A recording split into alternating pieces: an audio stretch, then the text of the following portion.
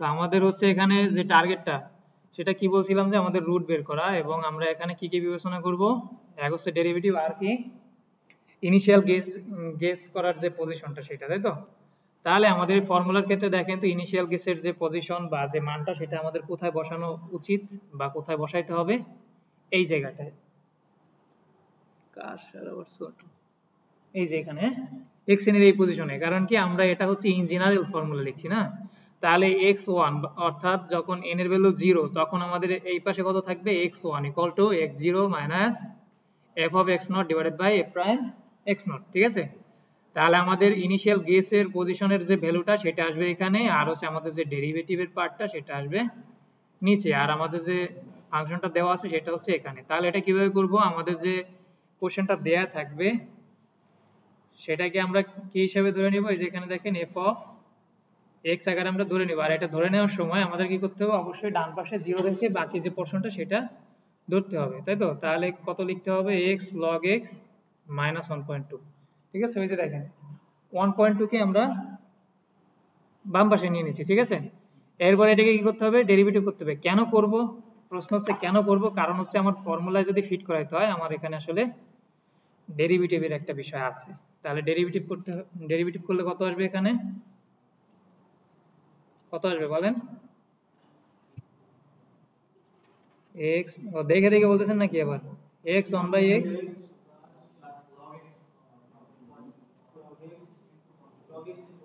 Into 1 0, তাই তো?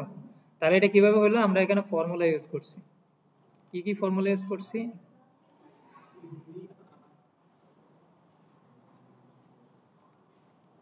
UV এর ফর্মুলা ইউজ করছি।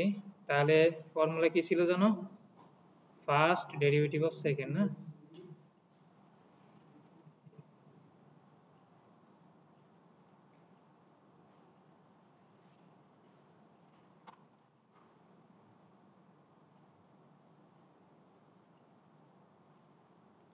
ঠিক আছে, এই একটা, আর একটা কি ইউজ করছি, D d x of X to the power N, N X to the power N minus one, আর একটা কি ইউজ করছি, D d x of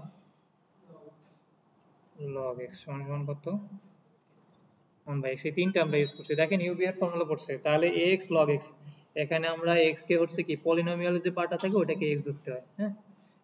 sorry UV এর ক্ষেত্রে u ধরতে হয়, প্রথম পার্ট ধরতে হয়। তাহলে ফার্স্ট, হ্যাঁ, ডেরিভেটিভ অফ সেকেন্ড, তাহলে log x কে করলে কত আসবে, 1/x, 1/x লিখলাম, প্লাস হচ্ছে সেকেন্ড, তাহলে সেকেন্ড কত, log x, ইন্টু হচ্ছে কত, ddx অফ ফার্স্ট, তার মানে x এর ডেরিভেটিভ করলে কত আসে, 1 আসে, তাই তো? আর হচ্ছে এটা হচ্ছে কনস্ট্যান্ট, এখানে আরেকটা ফর্মুলা আমাদের আছে, প্লাস আর মাইনাসে কি কোনো আসলে কোনো তফাৎ আসে, কোনো ডিফারেন্স নাই, একই। আর একটা ফর্মুলা আমরা ইউজ করছি যে আমরা কনস্ট্যান্টকে ডেরিভেটিভ করলে কত আসে, 0 আসে। যেমন এই যে -1.2 কে আমরা যদি ডেরিভেটিভ করি তাহলে কত আসে, -0 বা +0 যা দেন, 0 যেহেতু আছে ওটার কোনো আসলে ওই প্লাস মাইনাসের কোনো সমস্যা নেই। হ্যাঁ, তাহলে এই দুইটা করলাম। এইবার আসি আমরা ইনিশিয়াল গেসটা কিভাবে করব, এটা খুব দরকার, তাই না? ইনিশিয়াল গেসটা করার জন্য আমাদের অবশ্যই একটা ফাংশনাল ভ্যালু নেগেটিভ আর একটা পজিটিভ নিতে হয়। কেন নিতে হয়, আমরা বলেন।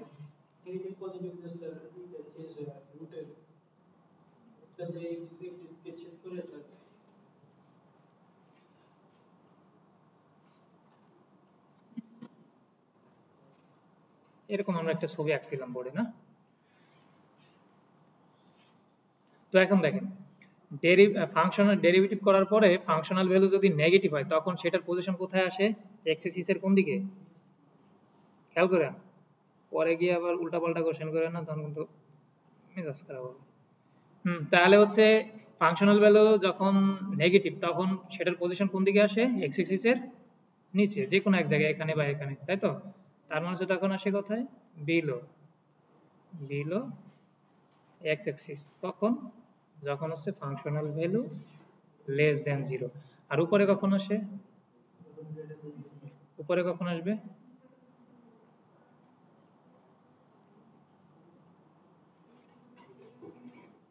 যখন হচ্ছে ফাংশনাল ভ্যালুটা হচ্ছে গ্রেটার দেন 0। এখন এটা কেন নেই, একটা উপরের আর একটা নিচের কেন নেই? কারণ দেখেন আমরা উপরের এবং নিচের ভ্যালু নিলে আমাদের এখানে যে রুটটা থাকে সেটা অবশ্যই এটার মিডল পজিশনে থাকে না, মিডল পজিশনে এটা আছে তার মানে x এক্সিস। এখন এখানে এখানে 0 নেওয়া যাবে কিনা কেউ বলতে পারবেন? যে ফাংশনাল ভ্যালু 0 হইলে আমরা সেটা কনসিডার করব কিনা? নেওয়া যাবে না। কারণ কি? সেটা একেবারে ডিরেক্ট x এক্সিসের উপরে পড়ে, ঠিক আছে? আমরা ওই বিতর্কের দিকে যাব না, আমরা নর্মাল প্রসেসে আগাবো। সেটা কি, আমরা হচ্ছে এখানে টার্গেট হচ্ছে আমাদের রুটটা বের করা, যেটার জন্য আমাদের হচ্ছে x এক্সিস এর নিচের দিকের ভ্যালু লাগবে আর উপরের দিকের, যাতে হচ্ছে আমাদের পুরো এই অংশটা, রুটের এই অংশটা কভার করে, ঠিক আছে? তাহলে এই জন্য হচ্ছে আমরা কি করব, এক এক করে র্যান্ডমলি আমরা ভ্যালু ধরে ধরে আমরা হচ্ছে এই ফাংশনাল এখানে বসায় দেখব, ঠিক আছে? তো র্যান্ডমলি ভ্যালু নেওয়ার ক্ষেত্রে আমাদের কিছু বিষয় খেয়াল রাখতে হবে, যে হচ্ছে আমরা চেষ্টা করব সাকসেসিভ অর্ডারে যাব, অর্থাৎ ক্রমান্বয়ে যাব। 1 থেকে শুরু করলে 1 2 3 4 বা নেগেটিভ দিকে গেলেও হচ্ছে 0 -1 এরকম যাব, ঠিক আছে? তো এই ক্ষেত্রে আরেকটা বিষয় আছে, সেটা হচ্ছে ধরেন হচ্ছে দেখি এখানে লিখে তারপরে দেখাই, ক্যালকুলেটরে যাই।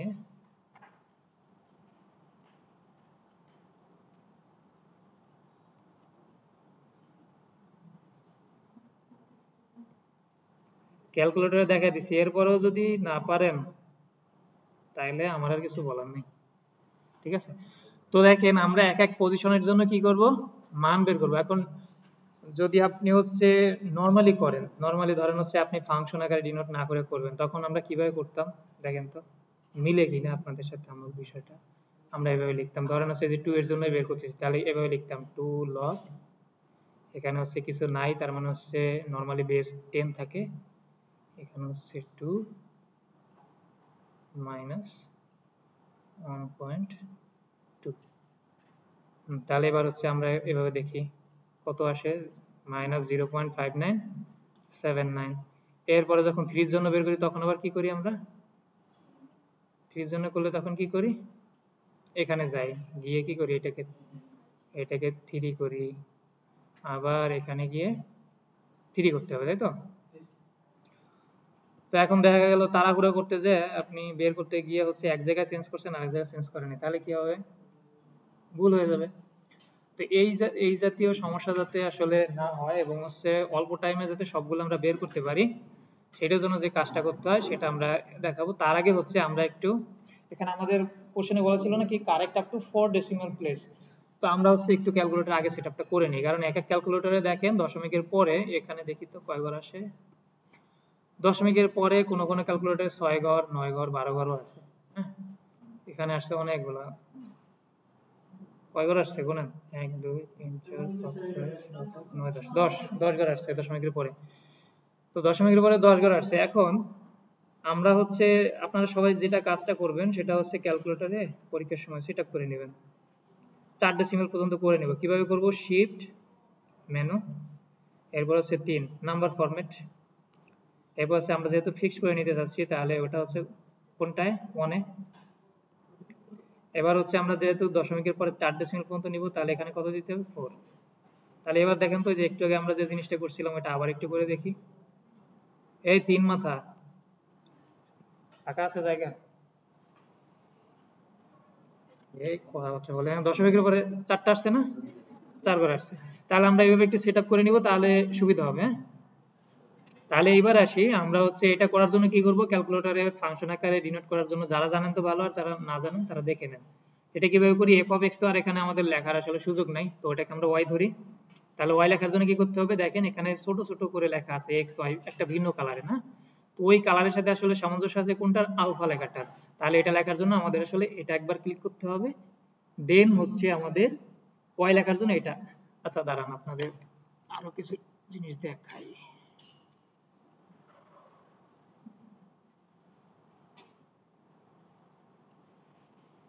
নেন বড় করে দিলাম, হ্যাঁ এটাই আসবে, এখানে কি উঠতেছে, আর এখানে আসবে হচ্ছে আমি কি ক্লিক করতেছি, ঠিক আছে? তাহলে y সমান সমান না, y সমান সমান, তাহলে সমান সমান দেওয়ার জন্য কি লিখতে হবে, আলফা, এই যে ক্যালকুলেশনের এই যে এটা ইকুয়াল, দেখেন এই যে যেটা ক্লিক করতেছি ওইটা এখানে লেখা আছে, ঠিক আছে? তাহলে এরপরে কত লিখতে হবে, এই যে আমাদের কি ছিল, x log x minus 1.2, তাহলে x লিখতে হবে। তাহলে x লেখার জন্য এই যে আবার আলফা, এটা log x, তাহলে log x এর জন্য আলফার আর প্রয়োজন নাই, তাহলে এটা দিলাম। দেন হচ্ছে 10 আর এখানে হচ্ছে x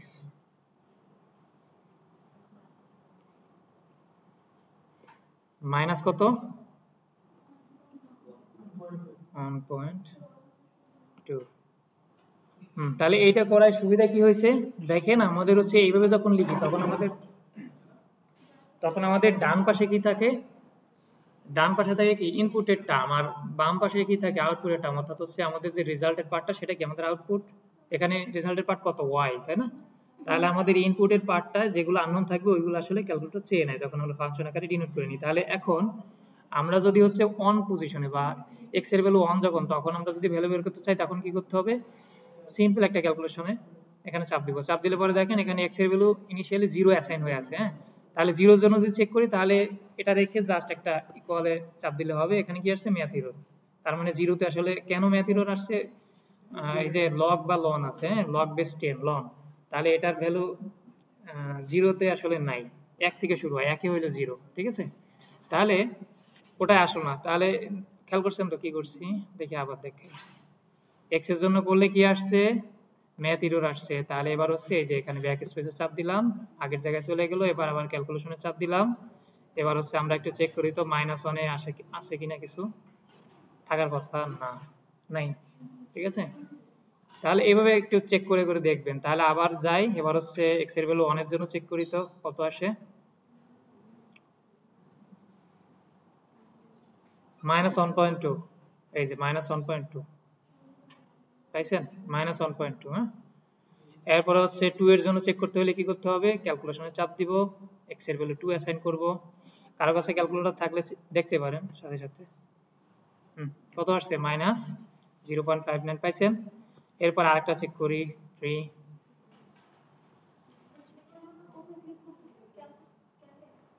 কোথায় ক্লিক করতেছি, এইখানে দেখেন হচ্ছে আমি যেগুলো ক্লিক করছি, আর হচ্ছে এখানে আসছে বড় করে যেটা আমি এখানে আসলে উঠছে। হ্যাঁ, দেখেন এইভাবে থাকলো।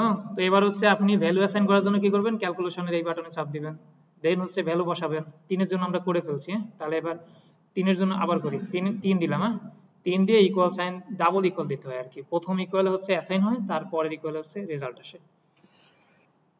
তাহলে এটা আসলো। এখন দেখেন আমাদের কি টার্গেট ছিল, একটা নেগেটিভ আর একটা পজিটিভ, তাহলে দুইটা আমাদের আসলে চলে আসছে, তাই না? এরপরে যদি আমরা আরেকটু চেষ্টা করি যে না আরো একটু দেখি আমরা আসলে কি হয় ঘটনাটা, তাহলে এইভাবে এক এক করে যাবেন, দেখবেন যে আস্তে আস্তে ভ্যালুটা কি হচ্ছে, দূরে চলে যাচ্ছে, ঠিক আছে? দেখেন 0.23 ছিল, এবার একেবারে জাম্প করে 1.2 তে চলে গেছে। এরপরে দেখা গেল যে কই ছিল, কই ওনার মতো পাবলিক যদি থাকে, উনি দেখা গেল পণ্ডিতি করে 10 দিছে। হ্যাঁ, যে আমি 1-2 করবো না, আমি করবো 10 এ। এই যে ভ্যালু আসবে কত, 8.8। এখন এই বড় ভ্যালু নিলে কি সমস্যা হবে, আমাদের টার্গেট মূলত এখানে আমাদের দরকার হলে একটা নেগেটিভ আর একটা পজিটিভ। এখন দেখা গেল 1 এর জন্য নেগেটিভ আসছে, ঠিক আছে? 1 এর জন্য কেউ একজন নিল, আচ্ছা দেখি 1 নিল, নেগেটিভ এরটা এটা নিল, আর হচ্ছে পজিটিভ এরটা নিল 3। তাহলে সেক্ষেত্রে কি হবে, ধরেন 2 এবং 3 নিয়ে যদি আমাদের 3টা ইটারেশন বা 4টা ইটারেশনে যদি আমাদের রেজাল্টটা হয়ে যায়, বা 4 ডেসিমাল পর্যন্ত যদি অ্যাপ্রক্সিমেট হয়ে যায়, তাহলে সেই ক্ষেত্রে আমরা যদি 1 এবং 3 নেই, তাহলে সেক্ষেত্রে এটার লেন্থটা হয়ে যাবে ডাবল। কারণ কি, সাকসেসিভ অর্ডার না নিয়ে আমরা কি করছি, মাঝের একটা এলিমিনেট করে তারপরে গেছি। এখন দেখা গেল আরেকজন কি করলো, এফ অফ 1 নিল, আর এখানে নিল হচ্ছে এফ অফ 10 এর জন্য ভ্যালু, যে 8 পয়েন্ট কত আসছিল, 8.8 বা সামথিং। তাহলে এখন যদি 1 এবং হচ্ছে 10 নেয়, তাহলে সেক্ষেত্রে তার দেখা যাবে ইটারেশনের পর ইটারেশন করতে আছে অনেকগুলো লাগবে, মিনিমাম 20টা লাগবে।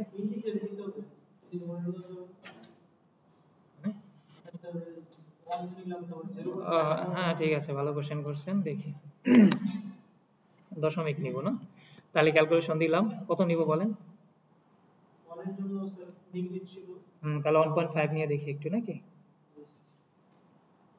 কত আসছে নেগেটিভ। 2 এর জন্য নেগেটিভ আসছে 2.1 বা 2.2 এর জন্য দেখি তো কি আসে, নেগেটিভ। এরপর হচ্ছে 2.5 নিয়ে দেখি তো কি আসে। নেগেটিভ। আপনি যত এটাকে কনসাইজ ফর্মে নিতে পারবেন তত ভালো, ঠিক আছে? এখন ওই দশমিকের ওটা নিয়ে আসলে কোনো সমস্যা নাই। তো এবার আসি, আমরা আমাদের এই ম্যাথটা করার সময় আমরা 2 এবং 3 বিবেচনা করে করছি। তো এবার আরেকটা বিষয় বলি, 2 এবং 3 নিয়ে আমরা যদি শুরু করি, এখন দেখেন এই ক্ষেত্রে আমাদের একটা বিষয় মাথায় রাখতে হয়, সেটা হচ্ছে কোনটা আসলে জিরোর কাছাকাছি। জিরোর কাছাকাছি বলতে কি বোঝায় জানেন? এখানে দেখেন, জিরোর কাছাকাছি বলতে বোঝায়, আমরা এখানে যে ছবি আঁকাইছিলাম, এখানে জিরো বলতে y এর ভ্যালু জিরো, তাই না? দেখেন এই যে y equal to F of x, তার মানে y এর ভ্যালু জিরো। y এর ভ্যালু জিরো কোথায়? এক্স এক্সিস এর উপরে। আর আমাদের রুটটা কোথায় আছে? রুটগুলো কোথায় আছে? এক্স এক্সিসেই আছে। তার মানে আমরা জিরো এর কাছাকাছি যদি ভ্যালু নেই, তাহলে আমরা খুব তাড়াতাড়ি আমাদের রেজাল্টে চলে যেতে পারবো। আর যত দূরে ভ্যালু নেব, ততগুলো কি লাগবে? ইটারেশন লাগবে। বুঝছেন? কনসেপ্ট বুঝছেন তো? তা আপনি যে কোনোটা নিয়ে করতে পারবেন, তবে আপনার বিষয় হচ্ছে কি, একটা পজিটিভ একটা নেগেটিভ নিতে হবে যাতে এই এরিয়াগুলো কভার করে। আর একটা হচ্ছে কি, জিরোর কাছাকাছি যে রুটটা, সেটা নিলে সব থেকে ভালো হয়। তো এত ঝামেলা না করে আপনি যদি চান যে আমি একই নিয়মে সবগুলো ম্যাথ করব, আমার আসলে এত কিছু বিবেচনা করার দরকার নেই, তাহলে সেই ক্ষেত্রে হচ্ছে আপনি একটা পজিটিভ এবং একটা নেগেটিভ ভ্যালুর জন্য আসলে এরকম এ এবং বি যদি আমরা এগুলোর নাম দিই, ঠিক আছে? প্রথমটার এটার নাম দিলাম এ, আর এটা বি। এ এবং বি বের করে নিলাম। এবার কি করব? ওই দুইটার অ্যাভারেজ করে আমরা ক্যালকুলেশন করব। এটা করলে সব, মানে সবগুলোর ক্ষেত্রে আপনি করতে পারবেন। এখন এখানে দেখেন জিরোর কাছাকাছি কোন ভ্যালু আছে?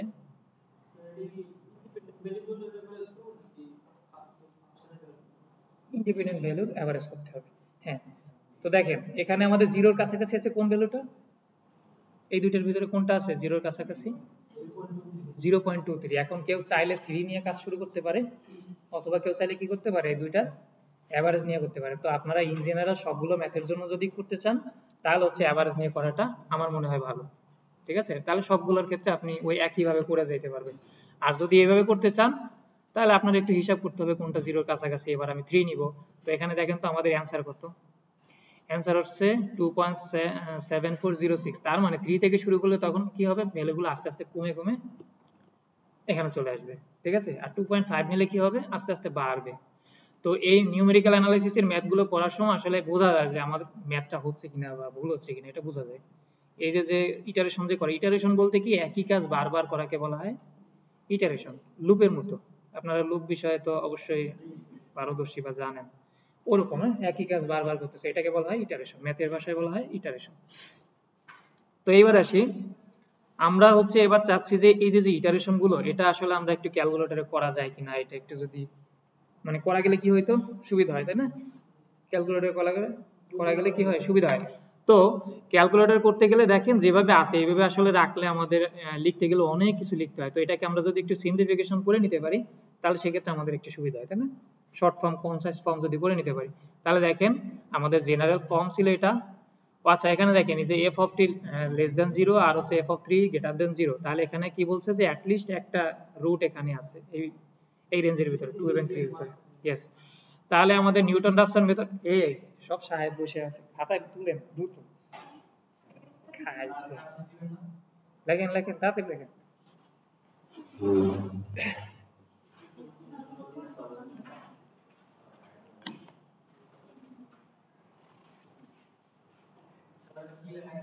এই ম্যাথ কিন্তু আর হুবহু দিব না পরীক্ষায়, ঠিক আছে? নিয়ম ভালো করে শিখেন।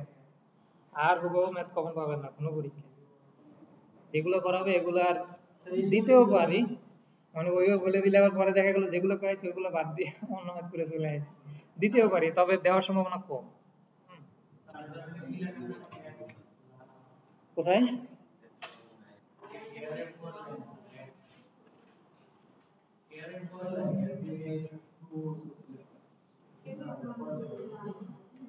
বলেন কোথায়?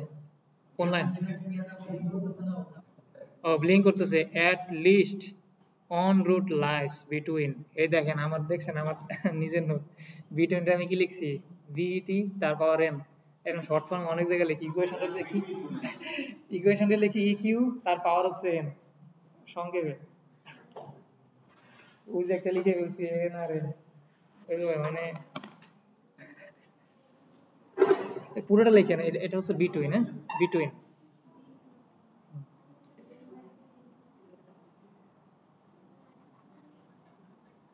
আরেকটা বিষয় আমরা বলছিলাম এই ফর্মুলা লেখার সময়, মনে আছে তো?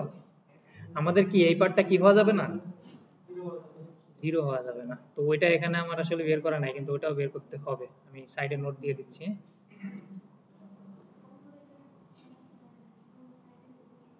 সাদার সাদার উপরে তো এটা দেখা যাবে না, লালটাই লাগবে। তাহলে এখানে আমাদের একটা নোট ছিল কি, A prime x N zero হইতে পারবে না, তাই তো? তাহলে এটা চেক করার জন্য আমাদের এখানে আরেকটা লাইন ম্যাথ করতে হবে। এই কার বন্ধু বান্ধবের কাছে না জেগে আমার কাছে জিজ্ঞেস করেন, আমি সুন্দর করে বলে দিচ্ছি। আচ্ছা এখানে দেখেন এ প্রাইম এক্স এন আমাদের কি হওয়া যাবে না, জিরো হওয়া যাবে না। তো আমরা এখানে কই গেল, ও এইবারটা পরে আরো, আচ্ছা লেখেন একটু পরে আসবে। হুম, at least one root lies between 2 and 3 by Newton-Raphson method.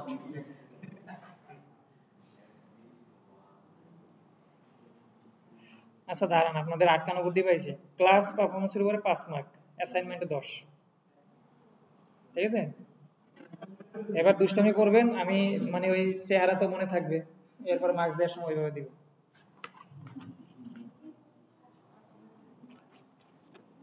কোনটা?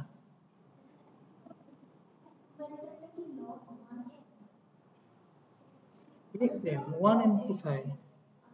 xn এই বুঝতে অসুবিধা হচ্ছে, আমি পরে পরে বলি। দেখেন f of 1, f of 2, f of 3, এরপর হচ্ছে এটা তো গেল, এরপর x n plus 1 equal to x of n minus f of xn divided by f prime xn, general form. General form, ঠিক আছে? এই কারো দেখতে অসুবিধা হলে এই পাশে চলে আসেন, এখান থেকে আর ভালো দেখা যাবে। জি, বাস চলে যাবে, বাস তো আমারও আছে। আমি একটা শেষ করি।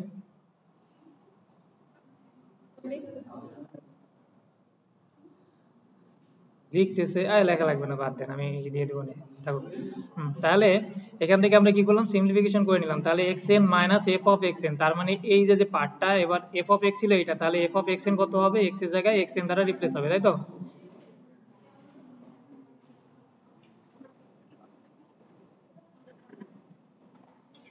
তাহলে এটা ডেরিভেটিভ করলে এখানে যেটা পাইছিলাম, এই যে 1 প্লাস লগ এক্স, ওটাকে এবার কি হবে 1 প্লাস লগ xn, কারণ কি এবার xn ফরম্যাটে লিখছি। তাহলে এটাকে লসাগু করলাম, লসাগু করলে দেখেন এই পার্ট আর এই পার্ট ক্যান্সেল হয়ে যায়। তাহলে এটা থাকলো। এইবার আমাদের যে ইনিশিয়াল গেস কি বলছিলাম, আমরা এভারেজ ভ্যালু নিব। কতর এভারেজ ভ্যালু নিব 2 এবং 3, ঠিক আছে? তাহলে যে 2 plus 3 divided by 2 equals to কত, 2.5।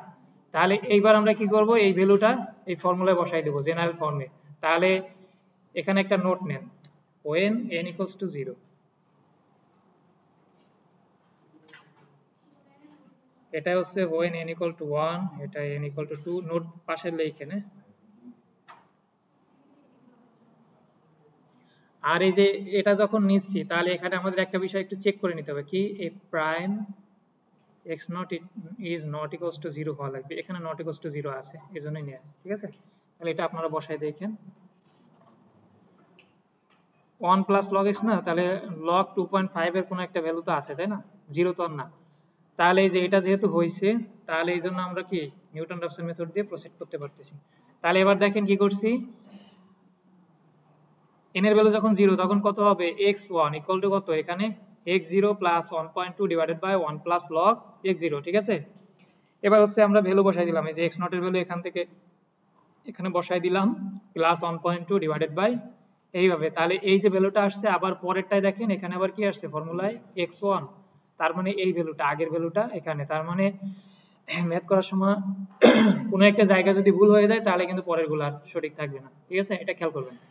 তাহলে ওই একইভাবে দেখেন x2 এর ভ্যালু আবার x3 তে বসিয়ে x3 পাইলাম, x4 এর জায়গায় আবার x3 বসিয়ে এভাবে করতে থাকবো কতক্ষণ পর্যন্ত, যতক্ষণ পর্যন্ত নাকি দশমিকের পরে 4 ঘর পর্যন্ত সেম না হয় রেজাল্ট।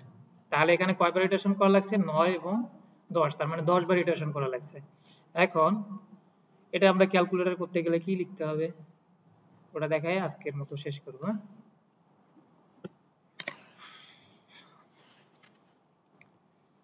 পরীক্ষার সময় যদি দেখি কেউ একজন আরেকজনের তো দেখে লিখতেছেন, এবার খবর আছে।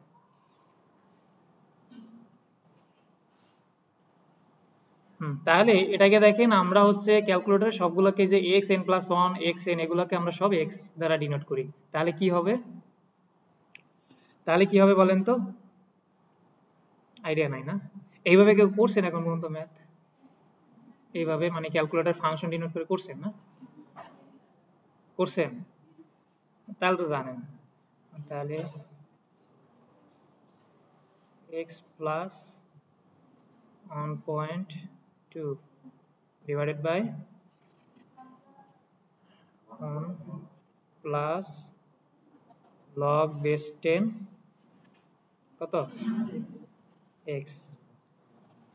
আচ্ছা এখানে খেয়াল করেন, আমাদের ইনপুটেও রাখছি হচ্ছে x, আউটপুটেও রাখছি কি x। কারণ কি, আউটপুটে যদি আমি এখানে y রাখতাম, খেয়াল করেন আউটপুটে যদি আমি y রাখতাম তাহলে আমার পরের বারে যে কি হইতো, ওই yটা কি হইতো, পরের স্টেপে গিয়ে কি ইনপুট হইতো না?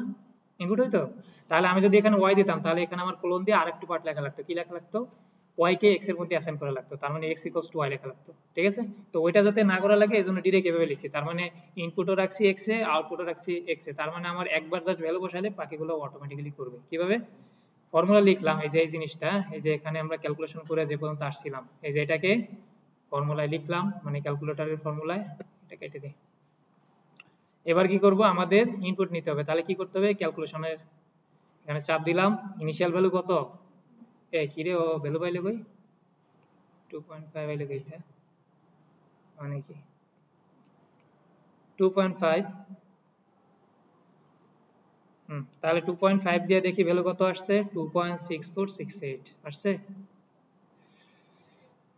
এর পরের ভ্যালুটা কত আসবে, এটা আসবে, তাই তো? তাহলে এবার হচ্ছে কি আমাদের পরের স্টেপে গিয়ে এই যে রেজাল্টটা, এটা হচ্ছে পরের স্টেপের কি, এই যে এই রেজাল্টটা কি ইনপুট। তাহলে এখন আমি দুইটাই যেহেতু সেম রাখছি, তার মানে আসলে এই ভ্যালুটা এখন কোথায় অ্যাসাইন আছে, এই x এ।